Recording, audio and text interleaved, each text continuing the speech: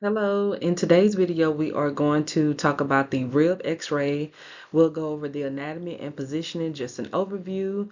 In this video, you will learn about how to perform an x-ray, including the proper positioning, the imaging techniques, the anatomy that's included. This is going to be everything you need to know for your ARRT radiography exam or clinical. For our learning objective, we have indications for rib radiographs, PA versus AP projection techniques, oblique rib views, and breathing instructions. We also have upper versus lower rib positioning, rib anatomy on radiographs, common mistakes and how to avoid them whenever you are taking these images. So why are ribs ordered? It's important for us to know this before we move on to the anatomy. So ribs x-rays are ordered to diagnose rib fractures, access for injuries to surrounding structures like the lungs and the heart. It's going to help rule out other conditions such as your tumors and infections. Rib x-rays can help determine the extent of the injury after trauma, such as if someone fall, chest impact, injury, or trauma, your blunt force trauma to the chest. It can also help with treatment decisions. So patients may break a rib whenever they are slipping, whenever they are falling, especially during snow days. Um, we had a lot of people come in for x-ray trauma x-rays because they fell or slipped on ice. So that's another indication for like a rib x-ray. Car accident, motor vehicle accident will cause someone to have like an injured rib. So whenever we are diagnosing rib fractures, we have our rib x-rays for your fall injury, chest trauma. We have the rib series with oblique views. This is used to help better visualize the ribs. Also, patients may go over for a CT chest scan. A PHS is often taken first at most places for any rib series x-ray exam. So the PHS will be taken first. So just make sure that you are checking the order. You may just see ribs and then start with whatever side, but make sure that you know for most hospitals or clinics, you are going to start with the PHS. This is a CT scan, CT chest or CT thoracic spine can help evaluate conditions with the ribs relating to trauma or pathology. Most of the time, if someone is having problems with their ribs, you'll see it on like a full CT chest. But whenever you are like taking CT scans of your thoracic spine, then you can also see the ribs on there. So if someone is complaining of back pain, you can see the vertebrae and also see the rib attachments. And whenever you do have like a patient coming for a CT scan and it's for trauma, most of the time they will be on like a C collar. Well, in a C collar, then you have to put them on a sliding board. So I work as a CT tech as well, and we see this often where someone is coming in for like a T-spine CT or a full CT chest for a blunt trauma. This is just your anatomy review for your ribs. Just make sure you know because we have, well, we'll go more over the anatomy as far as like the ribs, how many there are, but just make sure you know the other anatomy around the ribs. Like you have your spine, your thoracic spine, you have your scapula, your clavicle. So just make sure that you know how to count your ribs, where is it starting from, and then where does it end. And this is your PHS and your lateral pictures. Remember, I was telling you that most facilities always start with a regular PA/AP chest x-ray. So check with your facility or your clinical site to see if they want you to do a PA and lateral views or if just a PA view for the chest x-ray is fine. But this is normally done before you do the rib series. Rib injuries, it occurs and associated with lung injuries as well, like your pneumothorax, your pulmonary contusion, the heart, and other organs. So if you are finding this video helpful, could you please like, share, and subscribe for more videos? Also feel free to leave a comment to let me know if you want me to do like a practice test, Q&A to help you all learn this as well, because I can make a separate video where I'm quizzing you all so it can help you better know the positioning and your anatomy. All right, for our anatomy, you have 12 pairs of ribs on each side, meaning 12 pairs of ribs on your right side, 12 pairs of ribs on your left side. It will give us a total of 24 individual ribs. You have your true ribs, which is ribs 1 through 7. Your false ribs is ribs 8 through 10. And then you also have those floating ribs, which is ribs 11 through 12. And we have more overview for the rib anatomy. Keep in mind for the head of the rib, this is the posterior end of the rib, which articulates with the vertebral bodies. And then you have the neck of the rib, which is narrowed. It's a narrowed region just lateral to the head. Your tubercle is a bony prominence on the posterior aspect of the rib, which is going to articulate with the transverse process of the vertebrae. And then you have the shaft, also known as the body of the rib. This is the main curved portion of the rib. You have your costal groove, which is a groove along the inferior margin of the rib, which is going to provide a passage for blood vessels and nerves. And then this is the anatomy of pretty much what I was just talking about so that you can correlate those words to like a picture. So as you can see your head, your neck, your tubercle, the angle of the rib. You can get like a good visual picture of your shaft.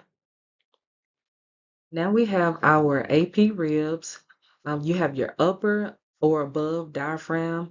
The patient is going to be standing upright, erect, or supine. For abdomen, the diaphragm, you will want to center to T7. Take the image on full inspiration while the patient is holding their breath. And then you have your lower, below diaphragm ribs. You are going to center at the thorax, have the body of the image receptor at the iliac crest. The image should be taken on full expiration, meaning the patient is going to exhale or will have exhale. The central ray should be perpendicular to T12. And a good way of knowing if the patient should be against the board or like their front of them against the board or the back is to the board. It depends on where the patient is hurting at. So are they hurting in the front or are they hurting in the back? So that's how you would know how to position them because you want the injury side closer to the image receptor. Now we have our uni ribs. Your cassette will be placed 14 by 17. And this also depends on the body habitus. If it's like a slender built patient like this, the image cassette is good 14 by 17. But if it's like a larger habitus patient, you're going to probably want the cassette crosswise. And then for our KVP ranges is 65 to 75. You have your mass ranges 20 to 40. Place your anatomy marker outside of the rib area, kind of like on the image. Make sure that your anatomy is not in the actual rib, especially if, let's say, your tape is peeling off of your marker. Sometimes it can slide down and fall in the area of anatomy interest. So just make sure that you are checking your marker placement. Positioning depends on the location of the injury. Like I was saying, is the patient's hurting upper rib, lower rib injury? Are they hurting in the front or the back? All right, so minimize magnification for your ribs by placing the area of interest closest to the image receptor. Rotate the patient to have the spine away from the area of interest so that you can see the ribs better. So this image will actually be the AP ribs because the X-ray beam is going anterior through the patient's back, which is posterior. So this is more of your AP ribs. For your PA ribs, the patient will be turned around facing the board for the posterior anterior projection. For positioning for the unilateral upper ribs, for ribs 1 through 7, this is for your upper ribs. Oblique AP projection, you have your LPO or RPO. So unilateral is just one-sided. For your patient's position, they will stand upright or they can be lying down on the table, facing the X-ray tube with the posterior portion resting against the detector. For the rotation, the patient will roll up about 45 degrees towards their affected side or the side that they have injured. So if they are injured on the left side, they are going to roll up towards the left side. If they are injured on the right side, they're going to roll up on the right side. For their arm position, the patient's arm will be closest to the image receptor and it should be raised above their head or held away from their body. So you may see someone have it up like this to get their arm out of the way. The opposite arm should be placed on the hip. For the breathing instructions for the upper ribs for 1 through 7, they will take in a breath and you will expose on inspiration after they have held their breath. The central ray will be centered at the level of T7, so that's 3 to 4 inches below that jugular notch. For positioning for the lower ribs for one side or unilateral, this is going to be for ribs 8 through 12. For the oblique or AP projection, you have your LPO or RPO position. So AP, the X-ray beam, or you'll be facing the X-ray tube or the patient, and the X-ray beam is coming anterior to posterior. Patient position, they will stand upright or they can also lay down for this, facing the X-ray tube with the posterior portion resting against the detector. Similar to the last slide I just covered, the patient will roll up about 45 degrees towards the affected injured side. Their arm position will be closest to the IR and it should be a place above their head or held away from their body. So the opposite arm can be placed on their hip. For the breathing instruction, you will take the X-ray on expiration after they have, exhaled. For the central ray, you want to center at about T10 or have the bottom of the image receptor 1 inch below the top of the iliac crest. For your SID, for the ribs, it will be at 40 inches. But keep in mind that once you start with the chest x-ray, that will be at 72 inches. You have to make sure that you move that tube closer to the patient at 40 inches.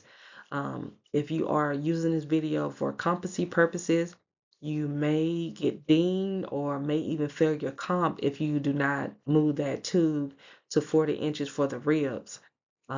This is an example of bilateral ribs, but the centering can be the same for unilateral. You have your cassette on this image crosswise because you can see both sides. But sometimes depending on if the patient is slender built, like I was saying, the cassette can be 14 by 17 lengthwise. And then KVP range is about 65 to 75. Your mass is 20 to 40. For we have RAO versus LAO because that's common as well. For your right anterior oblique versus left anterior oblique, that's what RAO versus LAO stands for. Make sure the light is above the shoulder for the upper ribs. Patient placed in a PA posterior anterior position, and then the injured side slightly rotated away from the image receptor. For your RAO position, this is going to help elongate the left ribs, which is going to foreshorten the right ribs. And then you have in the image, you can see that the right side of the body, the ribs are looking shorter compared to the left side of the body where the ribs are pretty long. For your LAO position, this is going to elongate the right ribs and foreshorten the left ribs. So why are oblique ribs important? I had someone ask me this question in one of my comment section. So it's going to help to demonstrate the axillary side portions of the ribs and profile and minimize superimposition of the spine. So you want to get the spine away from the ribs. Why are rib x-rays taken at 40 inches SID? That's another question that I had asked. So SID stands for source to image distance. Your x-rays are taken at 40-inch SID to balance the image quality and patient comfort. Also, the exposure time is reasonable, which is important for the patient's comfort and to prevent motion and blurriness. 40-inch SID for rib x-ray is taken to maintain image consistency and to minimize magnification and distortion of the ribs. So it's going to help better visualize your bony structures. All right, so tips for you to help you pretty much summarize and remember your x-ray exposure for your ribs. For the image taken above the diaphragm is going to be taken on full inspiration. So they're going to hold their breath. For the images taken below the diaphragm, it's taken on full expiration. So they'll have they'll breathe on that, like for the expiration is going to be after they have exhaled, exposed all of the breathing out. All right, so that's it for this video. Thank you all for watching. Please give the video a thumbs up or leave a comment if you found the video to be helpful. Also, hit the subscribe button for more videos. And also, if you want me to do a practice Q&A test for you, let me know. I will also attach the chest x-ray or chest anatomy that I've already covered. I will put it somewhere right here for you to click on, as well as a link to my X-ray review playlist. Once again, thank you all for watching, and bye.